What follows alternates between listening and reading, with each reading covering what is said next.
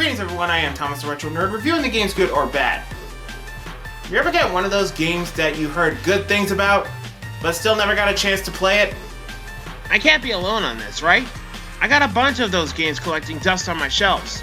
Well, one of these titles is finally going to be played, and that is No More Heroes, originally an exclusive title for the Nintendo Wii. And the fire and brimstone is going to be crashing through my door. Okay, I understand, but I actually feel in the mood to play this game right now. I mean, after all, it's been about 10 years since... Holy shit, it's been released in 2008? That means the franchise has been 10 years old. Now I really gotta play this game. Oh, this is what I've been missing out on.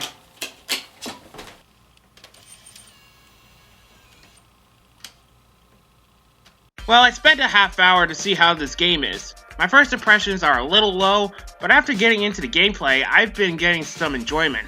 So, No More Heroes was developed by Goichi Suda, aka Suda51 of Grasshopper Manufacturers, and it was published by Ubisoft. Their track record with Nintendo is strong. They made some great titles, even with those annoying creatures known as the Rabbids. Anyway, in this game you play as an assassin named Travis Touchdown, who shows the gaming world what happens when you take anime too seriously. He's flat broke because he wasted his money on his collection and on his main weapon in this game, the Beam Katana, which is what I call a lightsaber on steroids. That is until his life changed when he joined the United Assassinations Association, or the UAA for short, led by Sylvia Crystal, a bitch who you will love to hate as the game progresses. On a side note, I have no idea what Travis sees in her. Well, at least he's happy. Wait a minute, Sylvia's voice sounds familiar. Why? Because I cannot decide what to wear to the association's party tonight. As we entered Sector 12 on routine patrol, an armada of unknown warships dropped out of warp directly on top of us. We never had a chance. I'll be damned. That was Paula Tiso, the voice of Agent Honeydew, childhood ruin. Your goal is to get Travis as the #1 assassin for the UAA in the fictional California city of San Destroy. You start off by getting into Death Metal's place then to get things started. I gotta admit, this is a badass entrance.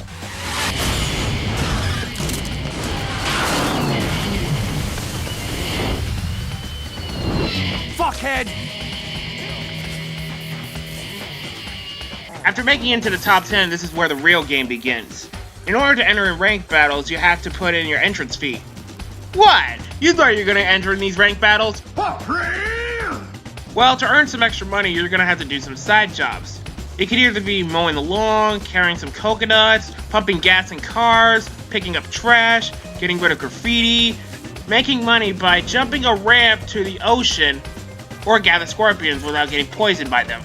Along the way, you'll come across some interesting characters like the female samurai Shinobu and this badass Henry, voiced by Quentin Flynn, who you might know as the voice of Raiden from Metal Gear Solid 2 and 4. Yeah, spoiler warning if you don't care. Henry is Travis's brother and Sylvia's ex-husband.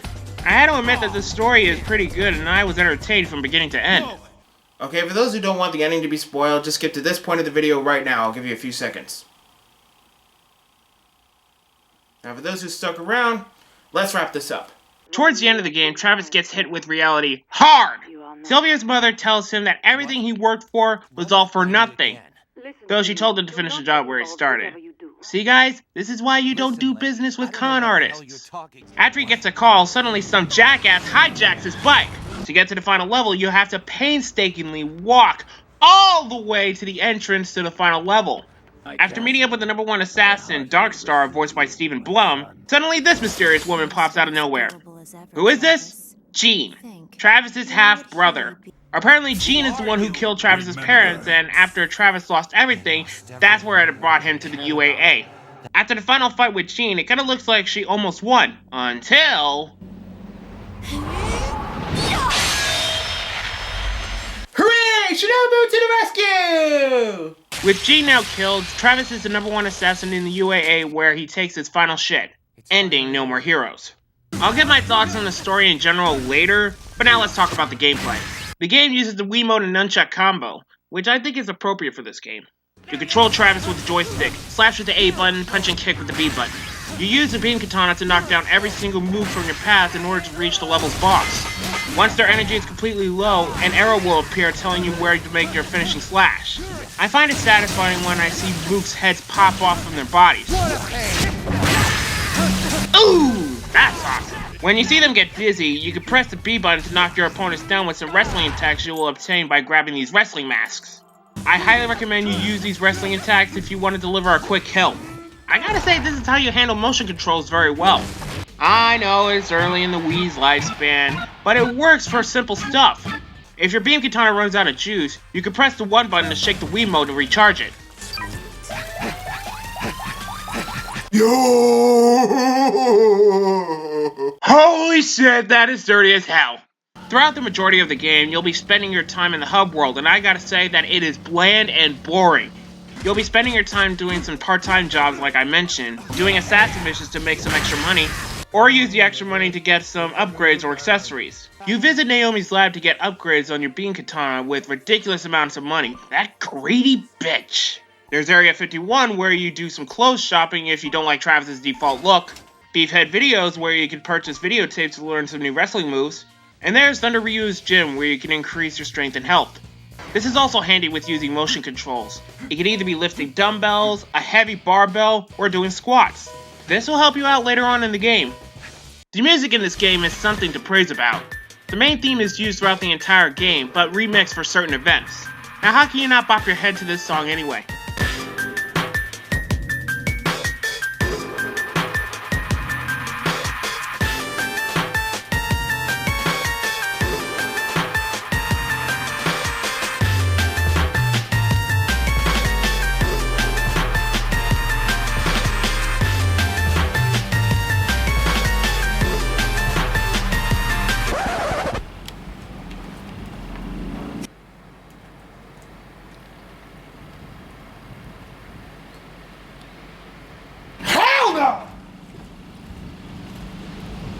I gotta say that the graphics really fits the world around No More Heroes.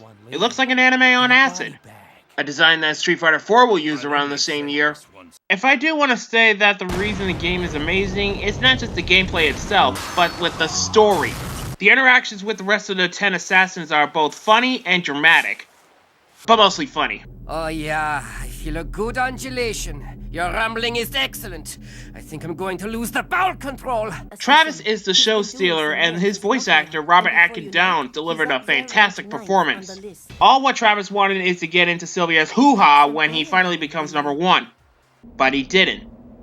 That was a waste of time. The bosses in this game are fun to fight against. You might not want to bum rush through these fights on your first go because you will end up with tons of problems and mistakes. Believe me, I fell into that trap as well.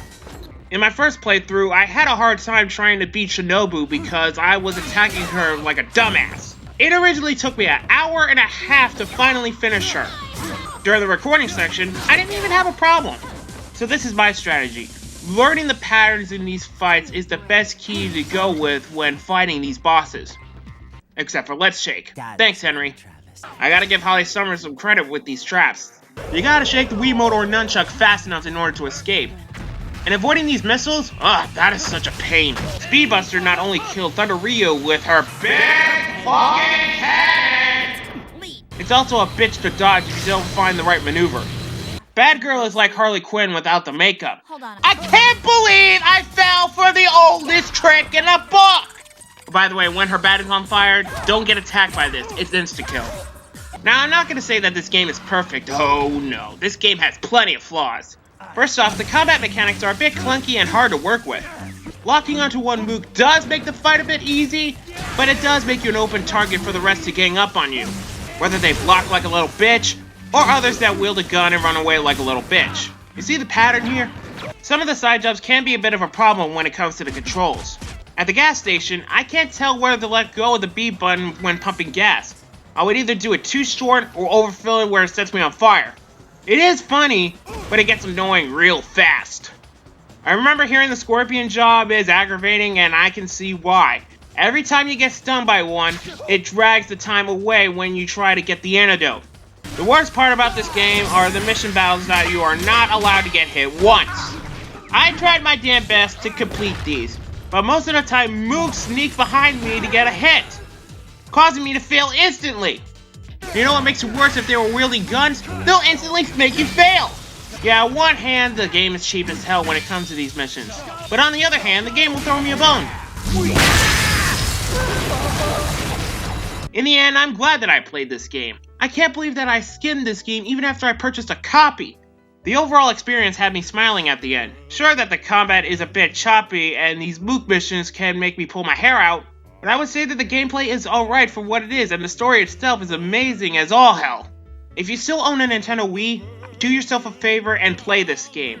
But if you want the HD experience, I can recommend the PS3 version as well. After beating this game for the first time, I would proudly consider myself a fan. I had a lot of fun playing this game, and I'm glad that the franchise is growing strong. It has a sequel on the Wii, and after 8 years, it's finally getting another installment on the Switch. So it comes to show you that No More Heroes is a great home with Nintendo. So, to end this review, let's pretend that Travis is me, and the mooks I'm about to fight are every annoying ass bitch from the far corners of the internet. Oddly satisfying. I'm Thomas Retro Nerd, thank you all for watching. See you guys in my next review.